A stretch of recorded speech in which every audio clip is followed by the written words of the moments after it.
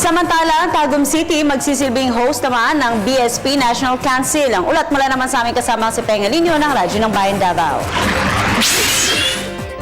Aabot sa halos 800 Scout leaders mula sa mahigit 100 local Scout Council sa buong bansa ang dadagsa sa Tagum City, Davao del Norte, Miyerkules para sa 2 araw ng ika-59 na Annual National Council Meeting o ANCM ng Boy Scouts of the Philippines o BSP na pasisimunuan ng BSP Tagum City Council at ng lokal na pamahalaan na naturang lungsod Davao del Norte. Mismo si Vice President at BSP National President Jejomar Binay ang maunguna sa taunang kumperensya ng mga Scout leaders na kapapaluban ng mga miyembro ng National Executive Board, Charter Members, Commissioners at mga Chairs at Commissioners ng lahat ng lokal na Scout Councils ng bansa.